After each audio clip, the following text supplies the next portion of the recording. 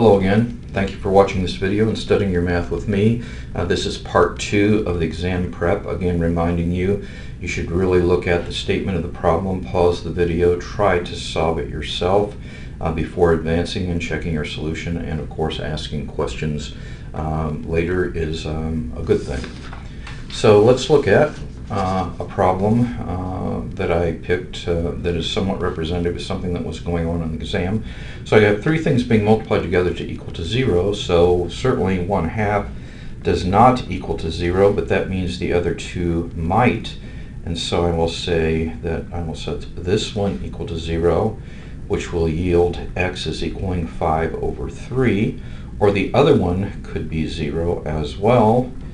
And that, setting that equal to 0, I get x is equal to 3/2. So again, two solutions. Sorry about that. I was off the page, but now I am back and not.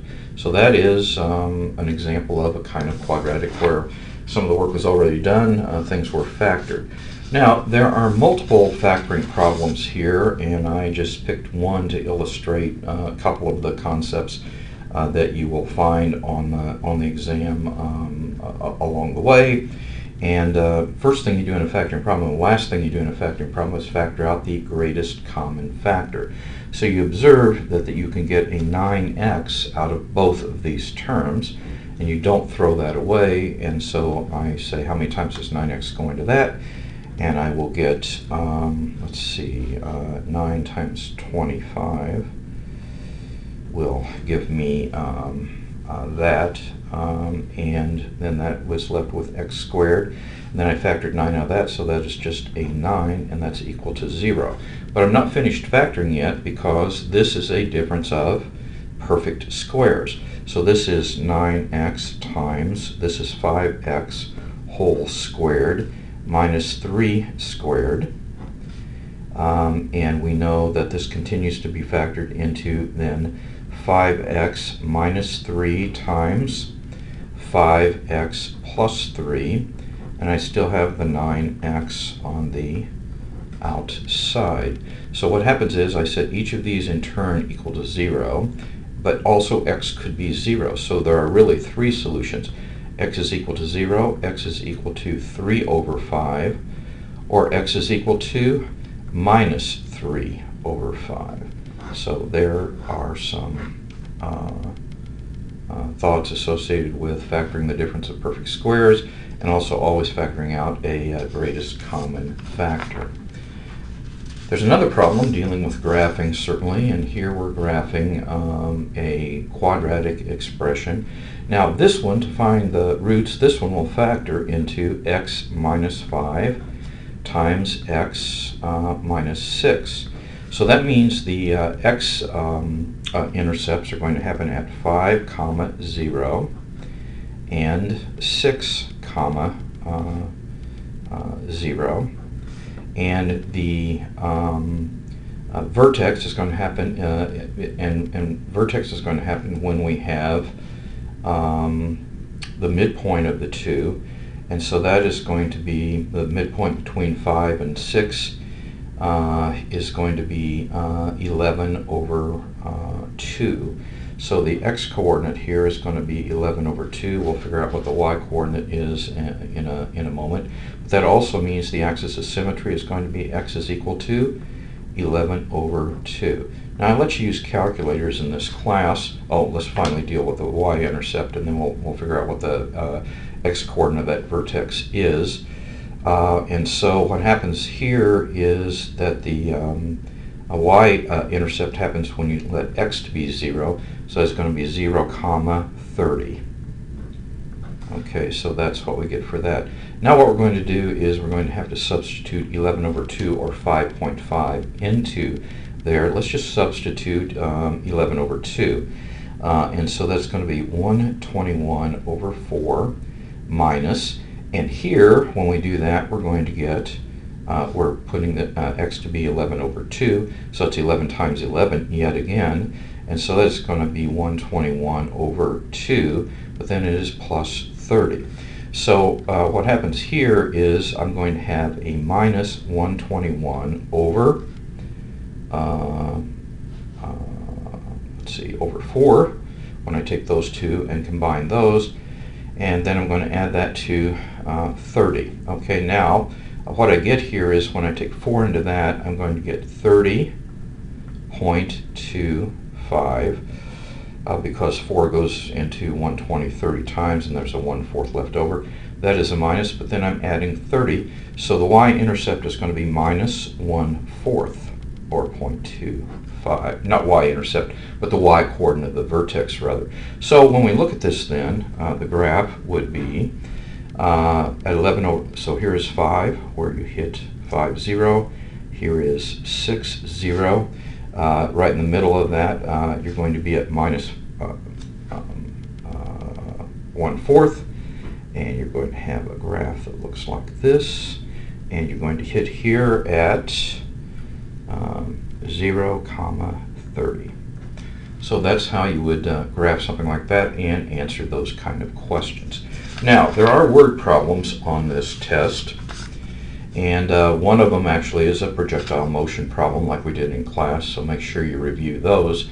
But I will deal with a different kind of problem where a farmer has 600 feet of fence and he wants to build a pen like this. Now, for a farmer, it does make sense to have a pen like this because, for example, you might take this middle fence out when you're having the cows with their baby calves, and the baby calves are nursing, but then there comes a time when you want to wean the baby calves from their mother, and so you might put in a fence, put the baby calves over here, and put the cows in there. So anyway, the idea is you've got 600 feet of fence to build a pen like this, and so that's what we're going to be about. Now we have to define variables, so we're going to let the length of those three be x, and the length of the top and the bottom are going to be y. So that means that what I'm going to have is that 3x plus 2y then is equal to 600, and so that means that y is going to be equal to, and I'm just solving for the y here, is going to be 600 minus 3x, but then it is all divided by 2. So what I'm going to do is I'm going to work a problem trying to find out what how I can find the maximum area. And the area of this total pen is area is equal to x times y. So let me get a different sheet of paper here and continue working. So we have the area is equal to x times y, and y was, as we had before, it is 600 minus 3x, and it is all over 2, and that's the area, and we want to maximize that. So area as a function of x then is equal to, let me move it over here, I'm going to have 1/2, and then I'm going to have 600 x and 600x, and then it is going to be minus 3x squared. And so when I multiply through, I'm going to get 300x, and then this is going to be minus 3/2 x squared. Now, we previously found the vertex, not using the vertex formula, but we can use the vertex formula, and we can say that the vertex, the x-coordinate of the vertex is going to be at minus b over 2a. And when we look at this, 2 times a is going to be minus 3, and this is going to be b, so minus b is going to be, let's see, minus, that is this. And so the x coordinate of the vertex is going to be 100. So that means in our picture we have 100, we have 100, and we have 100. Like this, I'm sorry, I was going off the screen. So I have 3 100ths going across, and that means I have 600 total. So that means I have 150 up here, and 150 down here to add up to the total 600. And the question asked what was the maximum area that we could have for this pin. And so the maximum area that we could have for the pin is going to be 100 times 150. And so we're going to get, these would be like square feet. Okay, so we'd get 15 with 3 zeros, or 15,000. If these were feet, it would be square feet.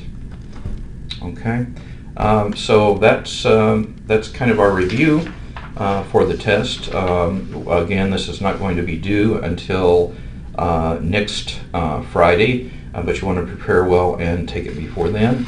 And between now and then, you want to realize that time is precious. Each day must count. Doing the math will make you strong. Thank you, and take care. See you in class.